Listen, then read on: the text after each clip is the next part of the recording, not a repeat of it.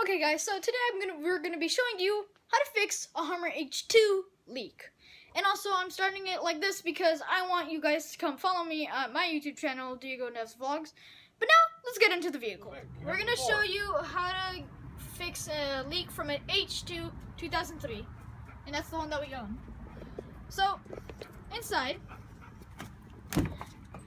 whenever it rains a lot, you can see that all of this gets wet, but that's dry, as you can see. So like this is dry, and then this is all wet, and it comes through here. And then on YouTube and online, all we found was to fix for the sunroof part, but it was all dry for the drain hoses. So then we took apart the fan and found it with all this garbage, and it was all wet. So we tried to figure out how it got all wet. So what we did is, and so this cover that you see right here, you can take it out from this side and from the other side, so you can take out this big piece right here.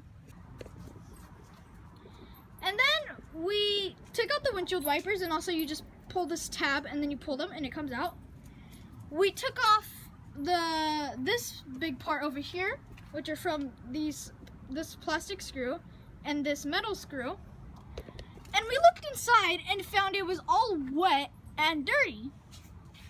Then we looked at the part that's supposed to keep it from that happening and saw that the seal was completely broken.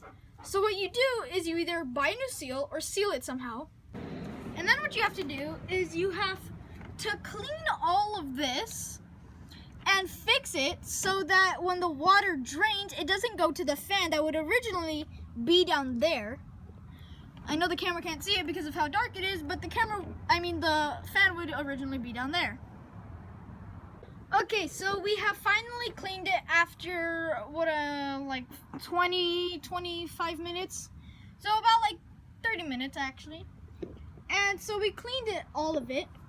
And now we didn't have a sealer, so what we did is we got aluminum tape and we taped it and we tested it, and it actually works and flows to the right place.